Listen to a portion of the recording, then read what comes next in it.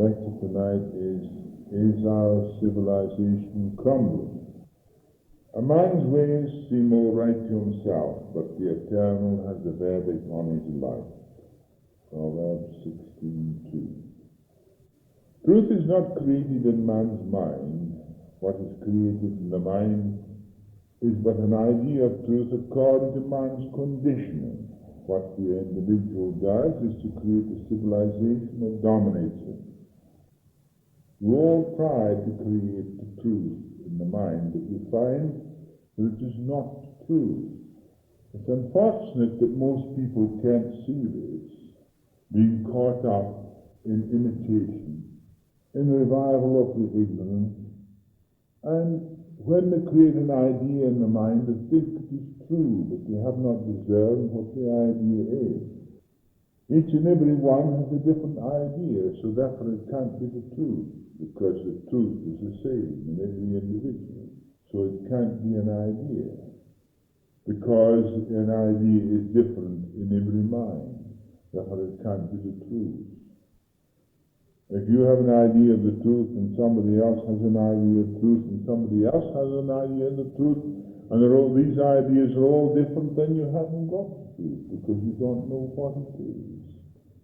But the truth is, because it's not created in man's mind, and you can't create the truth.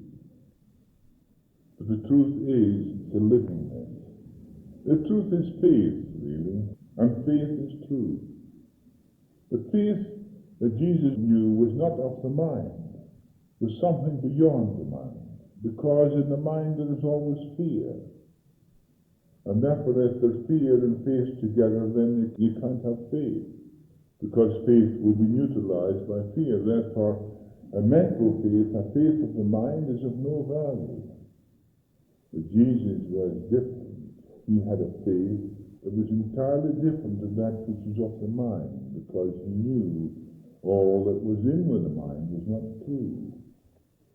He found his own creativeness, that creativeness when he knew that he and the Father were one. That oneness was his creativeness, but it wasn't an idea. It was a living expression of the Christ consciousness. And that Christ consciousness was the faith he had. Because there were no opposition to it. I and the Father are one. Now, if I and the Father are one and merely an idea to you, then your faith is in the mind. But if you realize what your ideas are and you see what is in your mind, you will see what your mind is built up of, then there is a quietness, a peace that comes that is beyond the mind. And in that peace there is an awareness, a knowing. But it isn't a knowing of the things you know about. It is a knowing that is beyond the knowing of all the things you know about. But if you really know all what's in the mind, and know that it's not real, then you will find this knowing that is beyond the mind. A knowing that is of reality. That's what Jesus had. I can see clearly how he arrived at that complete knowing. I can see when he found his own livingness, that creativeness within himself was not of his mind, it wasn't the realization of an idea, but it was beyond in that livingness which he was. He was the living expression of the Almighty God. That was the Christ. And the Christ consciousness was the faith, was the active principle of life itself, knowing no opposition. But if faith is in your mind, it has the opposition of fear. So an idea of faith is of no value to you, because fear is its opposite. When fear is up, faith is down. When faith is up, fear is down. But they're on the same yardstick. One moment you measure with faith, the other moment you measure with fear. But that was not the same with Jesus. Jesus was the true man who gave us the answer to these things. I've read a lot of books in my time, and I've seen a lot of books in my time. But I don't read them. I look at them and scan them and see them, and I can see clearly what they are. I can see immediately that they're the production of a mind, ideas being produced, which may be true and may not be true, but it doesn't interest me because they may be true and may not be true. But I know one thing that is true. The living Christ is true. The living Christ is the active principle of God himself in mankind. And that's the only salvation that man has. But if you look outside yourself for salvation, then you will never come. Because you're looking out to some other authority that doesn't know the truth.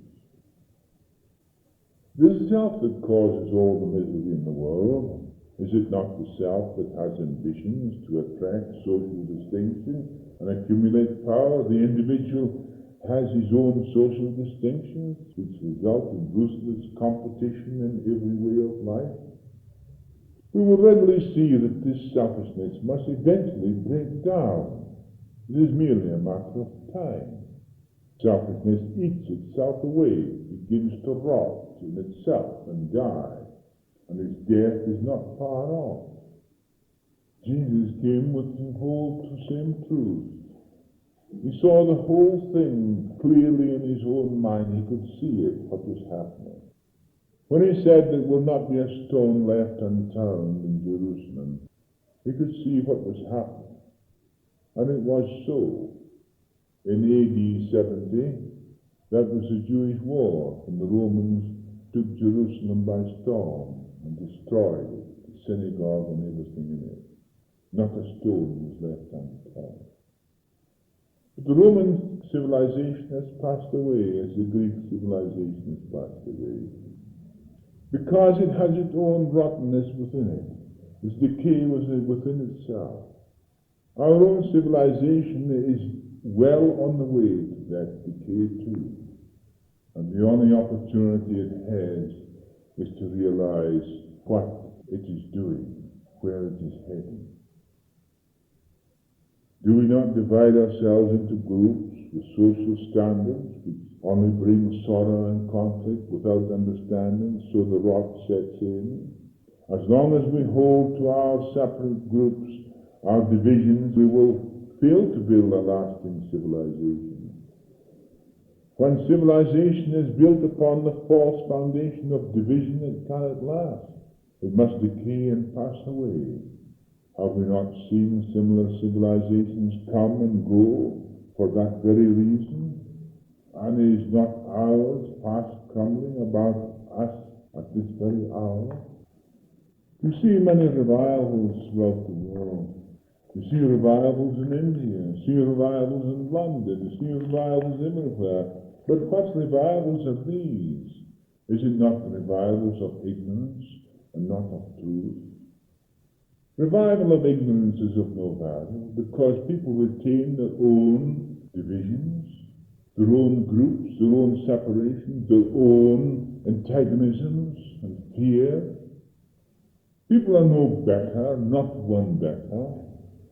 A little while ago in India, thousands of people were trampled to death because of a religious revival. In London we see the same thing. But what happens? People go on the same way. They have the same beliefs, the same ideas, the same antagonisms, the same fears. How is it possible then that we can have a civilization that will last when we have division everywhere? There is a solid foundation based upon unity, not so-called unity which we speak about. For that is merely an escape from seeing why we are not united. We hold an ideal of unity while we still hold fast to our divisions and separations. We refuse to give up our creeds, our nationalities, our political differences, because we will not discern the falseness of them all. They are but the expression of our own conditioning, which we are bound. So we all have an idea of unity. But how stupid is this idea of unity? when we still maintain through our falseness our different divisions? Is it not a fact that because of our divisions, of our nationalities, of our ideologies, that we become murderers? Really murderers.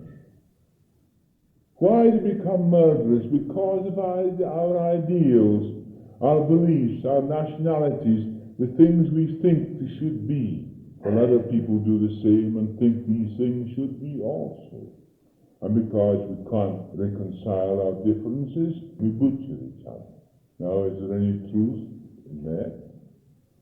Don't you see, if we then realize what all these things are, then we will no longer become murderers, but we are murderers at heart. Even if we don't take part in the murdering, we are murderers in heart, because we encourage all these things to take place. So the evil rises in man's mind. The butchering, the murdering arises up in man's mind himself. And we say how evil the world is. But the world is man himself. But he hasn't discerned his own self, his own grievances, his own cravings, his own divisions. Therefore he's lost and caught up in these things. You can only help by understanding the cause, and that is by understanding yourself, who is the cause of the wrong. Whatever you understand of yourself, for the time being, that is truth. That is freedom. By understanding the self, you can see the false. And when you see the false, no matter in what measure, great or small, it is revealing the truth. For the truth is not made up. The truth does not condition you. You can discover how you are conditioned only in your relationship to one another. So in your relationships to one another, you see how you're conditioned. Because you have separate ideas, separate beliefs, separate nationalities, separate groups, separate social standards, all these divisions. Unless you discern these divisions, then you will never have any true relationship, because there is no relationship in division. I've come to that conclusion long, long ago. I could see the condition of man. But in that way, when you see the condition of man, you cannot condemn or criticize. Because what you see in another is what's deeply rooted in yourselves. Therefore, the only virtue criticism has is to be turned upon the self. And when it's turned upon the self sees what it is. And it drops all its conditioning and drops all its criticism. Because it begins to see how rotten it is itself. With all its desires, its cravings, its hideous contradictions, and everything that is of the mind. Unless the self is understood, there can be no real, true relationship between one another. If there is division anywhere, there is no relationship. But that relationship and that unity is the foundation of our own being. And we can only find it when we see all these things that are hindering the expression of it. To have an idea of unity is useless while we maintain our separate states, our nationalities, our beliefs, our antagonisms. Therefore our unity is nothing else but an idea of no value, just the same as an idea of God to you is no value. As I talk to you, you listen. But how do you listen? If you are prejudiced, that is, you listen conditioned by your own background, with all your condemnation, prejudice for or against what I say, then you are not listening. Because you are protecting your own conditioning. Or you are accepting when I say because it suits your conditioning. That's not listening. But if you listen to find out about yourself, to discover yourself, then there is truth. To discover what the self is, then there is truth. But if you're conditioned by a background, you can easily see how you're conditioned by a background because you believe it to be true.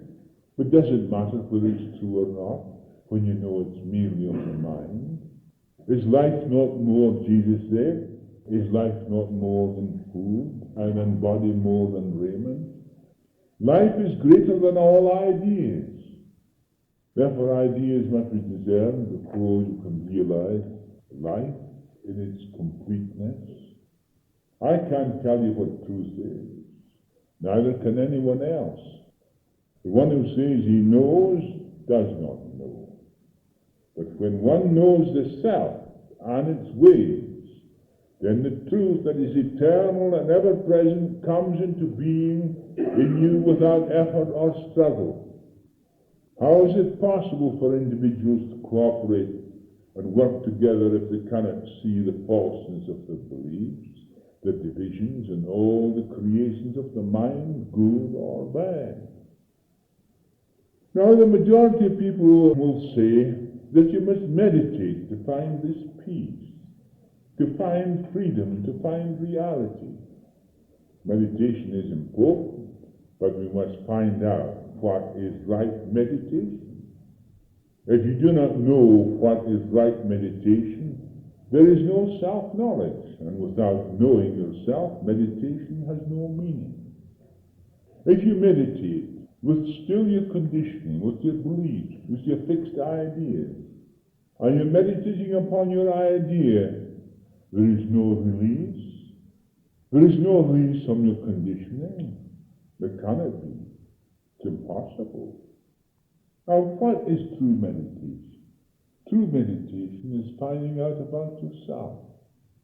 So that all the contents of your mind, your beliefs, your ideas will rise to the surface and can be discerned, clear, clarified, and understood.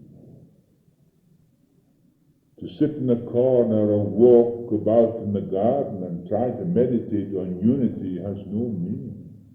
Unity will merely be to you an idea, but there can be no transformation of the self through an idea.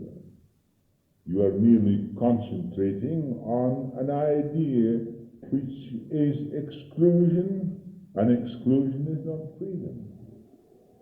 So as you concentrate upon an idea to the exclusion of all else, therefore you become more bigoted than you were before, and more now.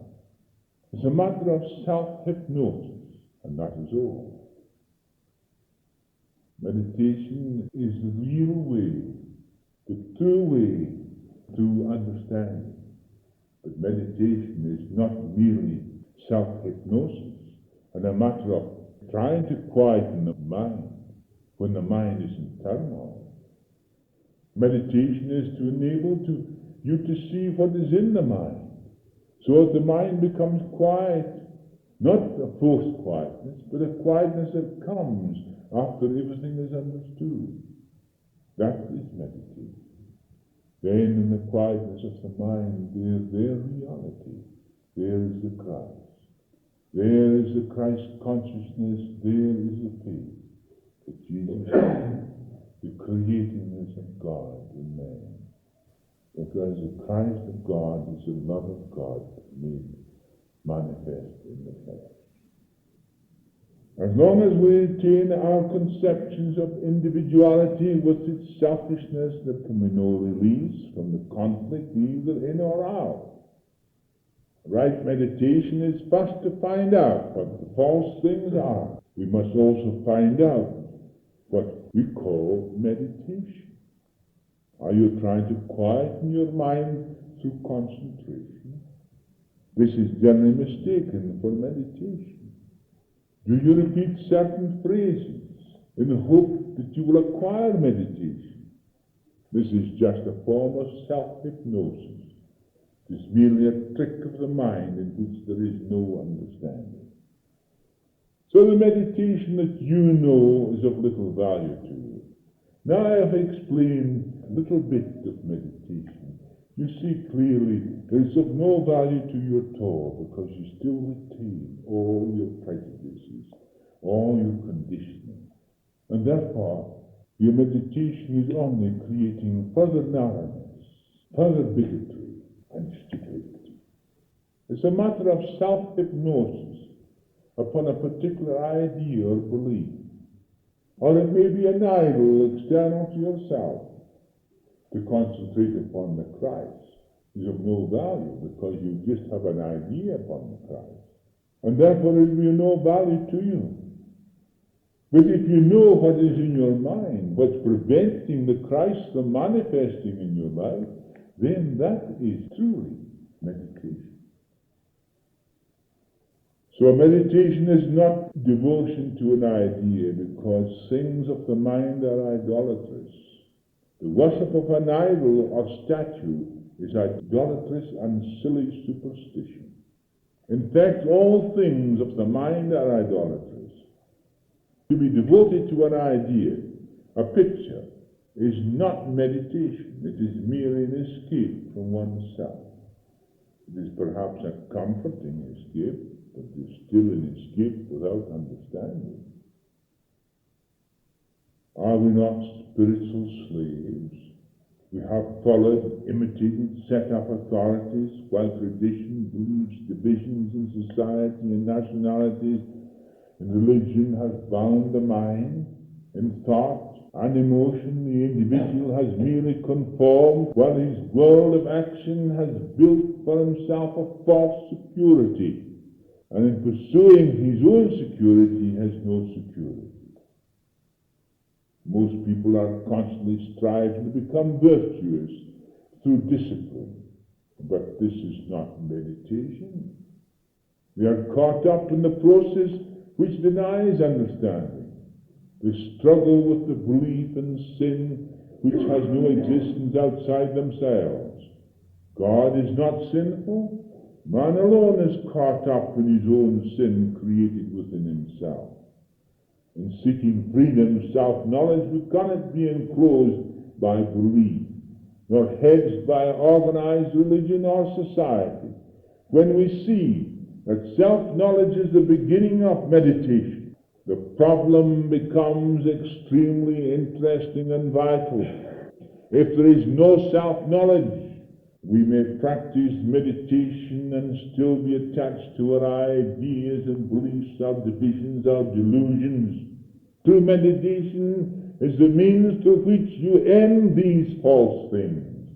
So without self-knowledge, there is no meditation. How many of you have sat in a call? How many of you sat quietly in a chair to say, I'm now going to meditate? And what are you going to meditate for? An idea of God. So you meditate about an idea of God, or the Christ, whatever the case may be. And you're not 2 minutes meditating when something else flies into your mind and you can't get rid of it. You try to get rid of it in one go. It still keeps there until such time as you look at it, still holding fast to your mind. And then you come and say, I can't meditate. These things of the mind will come up to the surface until such time they are dealt with completely and freely. You must see that what's in the mind is a relative thing. Life is not affected in any way by anything. Life is free. It's like electricity. Life is free. But it's intelligence. It built the body. It built the brain, the nervous system. It itself is consciousness. Itself is created. It's beyond the mind. It is created beyond the mind because it's intelligence in itself. What is in the mind is only intellectual, what you read. What you believe to be true may not be true, but what you believe to be true. You read a book. You see a picture. You say to your mind you believe it to be true. But is it true? Is it not a mental image? A mere belief? What's the use of it? Does that reveal reality? Does that reveal the Christ that Jesus knew? The Christ that Jesus revealed? Oh yes. I know all about it. People may say lots of things, read books and so forth, and even deny the fact that Jesus ever lived. They may talk about him and all the sorts of things. They say also that the Gospels were written long after Jesus was crucified. I know all that. I'm not concerned whether the Gospels were written 150 years after Jesus was born, or written from hearsay here and there, and written from some people who are not concerned with Matthew, Mark, Luke, and John. Although Matthew, Mark, and Luke, and John may be given the names, these were written by men. The Bible was written by men. How else could it be written except written by men?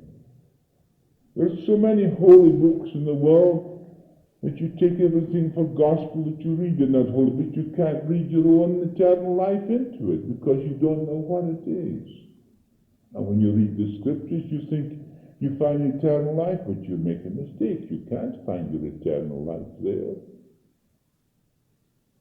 But in my own heart, when I know the truth, I know what Jesus knew. I know what he knew to be true and what to be false. And he could see clearly the whole signs of our civilization was crumbling.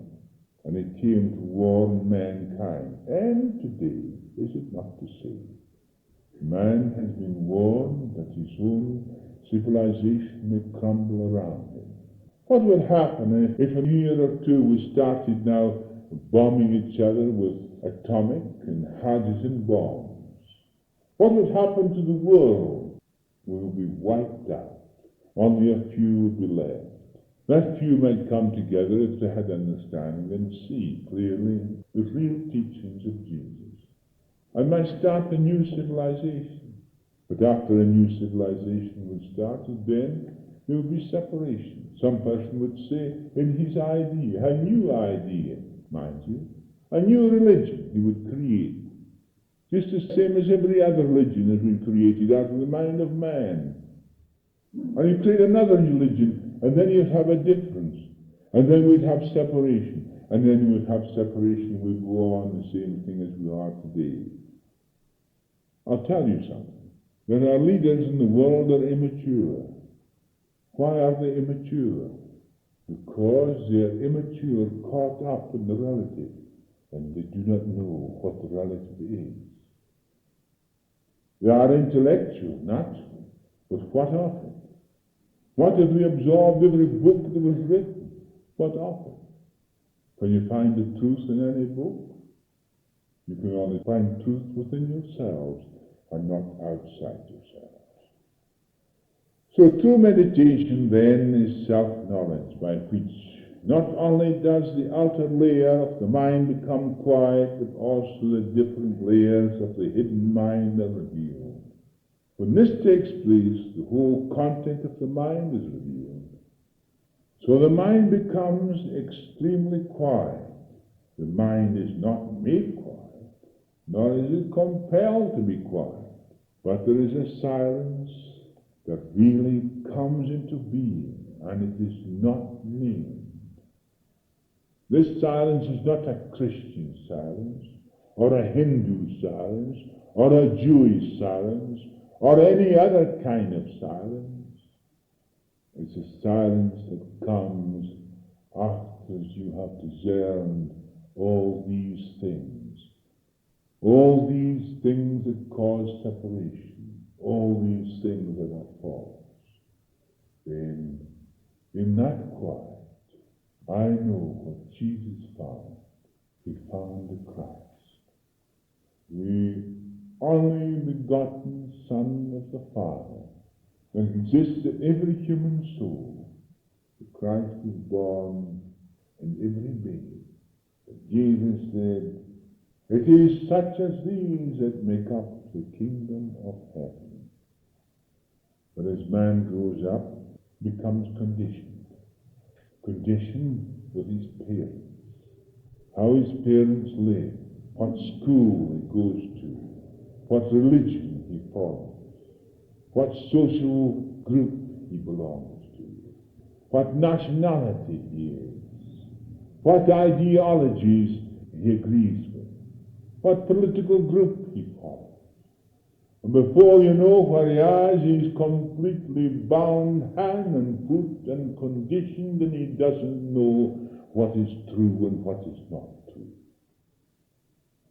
If you follow a path, your mind will never be silent. Therefore, if we wish to find reality, we must abandon our conditioning, our background completely. In this alone shall we find our true relationship with one another. We can't find it otherwise. We will find that there is only one, and in that one there is all, and all is in that one. God is infinite in nature. God is infinite love, and there can be nothing outside it. Love must be the creative principle behind all things. Without love, there is no true creation. Love is creative.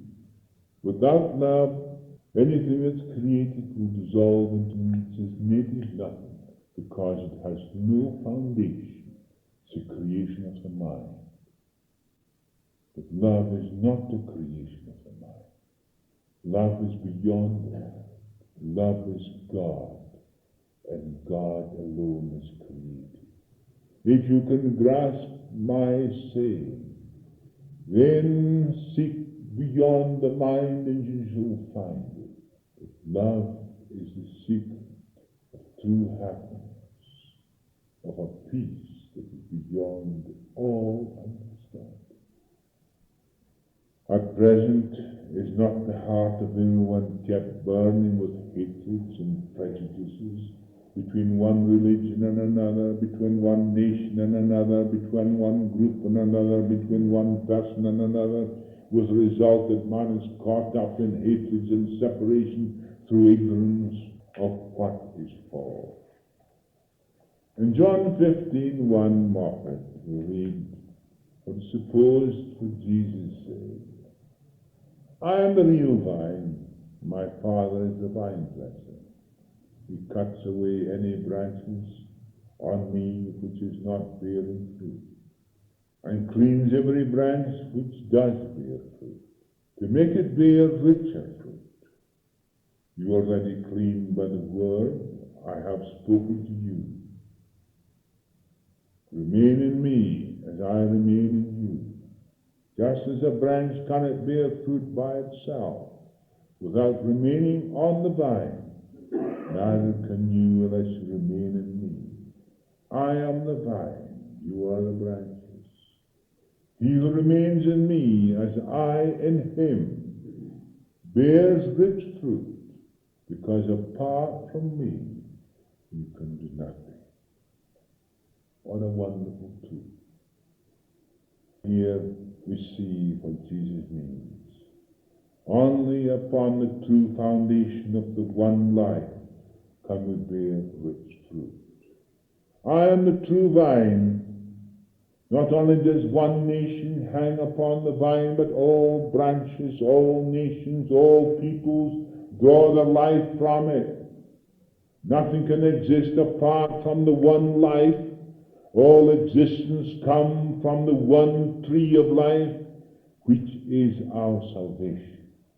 So, as the old saying is, there are two trees that grow in the Garden of Eden. Now, what is the Garden of Eden? The Garden of Eden is the garden of the soul of man. The two trees grow in that soul of man. One is the tree of life, and the other is the tree of knowledge of good and evil. One tree is the tree of life which grows from God, upon which every single living people takes their life. The other is the tree of knowledge of good and evil that grows out of man's mind. That is the intellectual side of the nature of man, what he reads in books, What he reads, he doesn't know whether it's true or not. But he builds up in his mind ideas, and he creates duality in this tree of good and evil. But you will know that it has only one root, and its root is in man's mind. But it clearly says, you shall forsake this tree, and you will cling to this tree of life, which alone can be your salvation. So you must discern clearly what this other tree means, what it is, what it's built from, all its dualities, all its opposites, all its cravings of the self and everything, because you will see how false it is. Then when you see how false it is, you will forsake it. And as you forsake it, you will cling to this tree of life, and you shall be free. Freedom comes not from forgetfulness, but from understanding. When you understand, you are not conditioned. If you forget anything, if your mind is blasted, if your mind is free from antagonism, from prejudice, from criticism, it can only be so when you understand yourself. But your memories will remain, but they will not mean anything to you as they did before. But what your memories do today to you is this. Because of your memories, you have hates, you have prejudices, you have antagonisms, because you do not understand yourself. So therefore, if you have antagonisms, you have separation.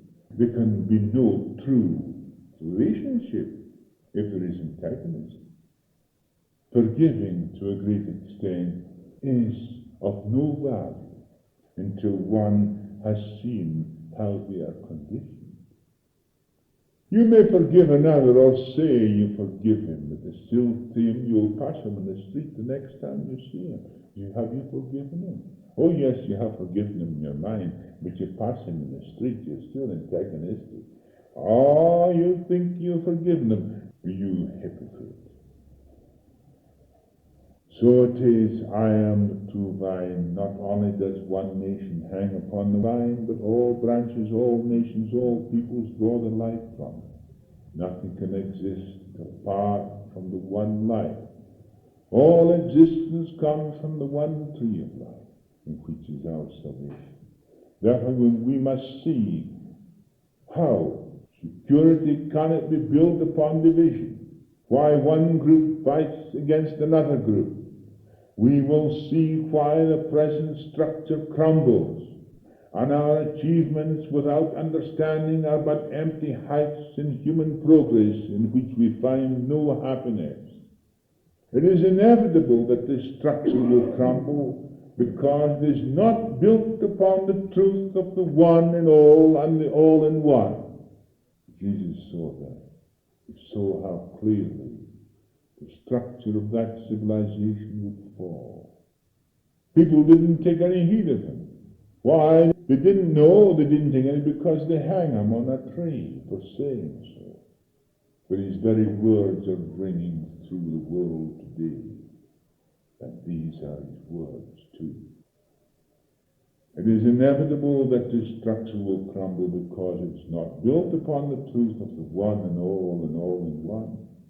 Then a new structure will arise based upon reality through self-knowledge with a universal basis and not a political one.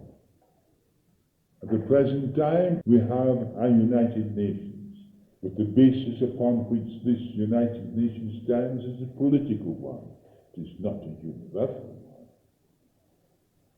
We cannot have affection for one another when we live in separation, in perpetuating our separate religion, our separate nationalities, our separate ideals, which create antagonisms and which lead to war, destruction, and misery.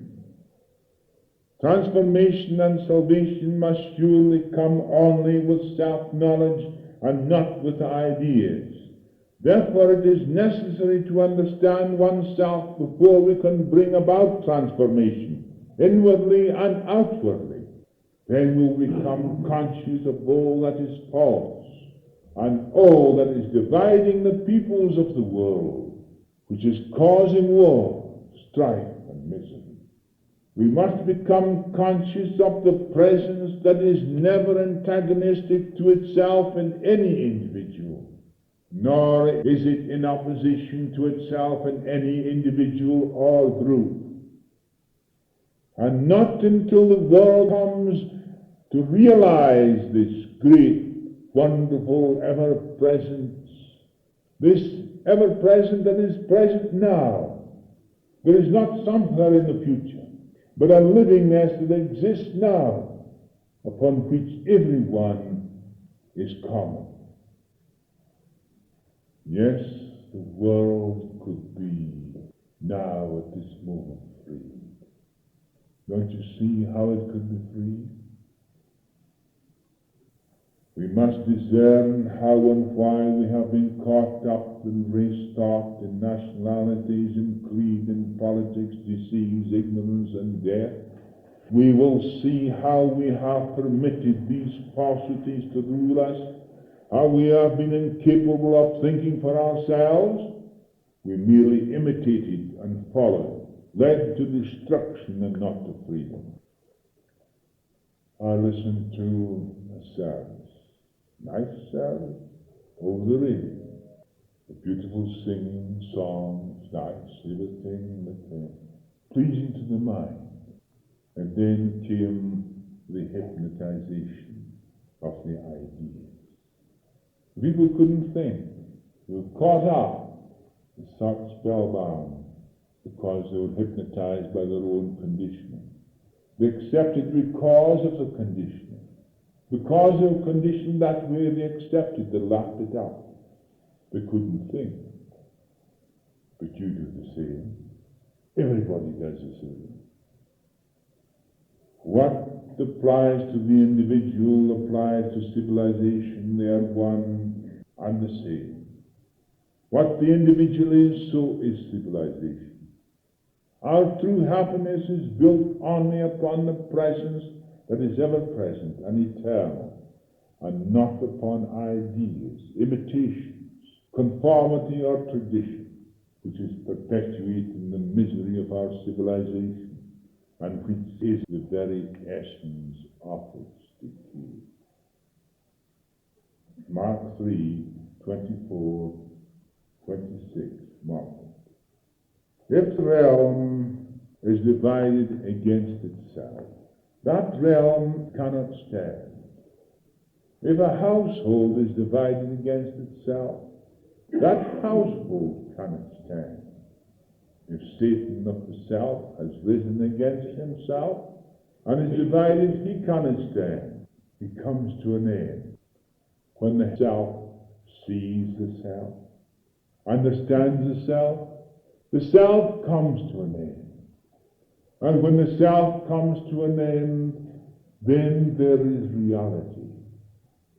Because the self, it must dissolve into its nothingness. It has no foundation except memory, experience, ideas, beliefs, cravings, antagonisms. That is the self. But when the self is turned upon the self and sees the self with all its hideous contradictions, all its causes of misery, the cause of selfishness, the cause of division, cause of separation, then as the self sees itself, it will then dissolve away, and the ever-present life that is eternal, the livingness that is in me and you, the only reality, the only thing that we have in common with one another is this life. Therefore, pursue in your mind your ideas. Look at them clearly, understand them, how they have arisen, how you have conditioned them yourself. Recognize your background. Look at it clearly and honestly, even if it hurts you to part with your most cherished ideas. You will have to do so. but it separates you from man, from your brother. And then, in that quietness of the mind, the livingness of the Christ, through the Christ consciousness, you become aware. Then you have faith. You have faith. You have creativeness. There is no longer criticism. There is no longer condemnation. But Jesus said, condemn not, lest you be condemned. Here we find the true state of man. That true state that will bring happiness and peace to the world. And in no other way. It cannot be done by reviving ignorance. It cannot be brought about by reviving any particular form of religion, whether it's the east or the west. Because you will still have your antagonisms, you will still have your separations, you will still have your divisions. Only in discerning everything that is separating man from man can this come. This livingness that is in me and in you is the same. God being infinite love, that love alone is created in us, and that love that is created will remain, for all the other things will pass away into its own nothingness. And then, clearly and distinctly, that which Jesus saw, which was within himself and within every other person, whatsoever you do into one of these, so you do unto me. Benediction. O Eternal One, thou art the foundation of our living. In my ignorance I held an ideal while unaware of my conditioning, so my conflict remained. My meditation on thee was an illusion, for I didn't know myself. But when I understood myself, my mind revealed all that I had created therein, and my conflict ceased. In the cessation of turmoil, the quiet of thy eternal peace was reached, and there thou didst reveal thyself to me as one, and one only. Then I knew how false was all that separated me from my brother and thee, O eternal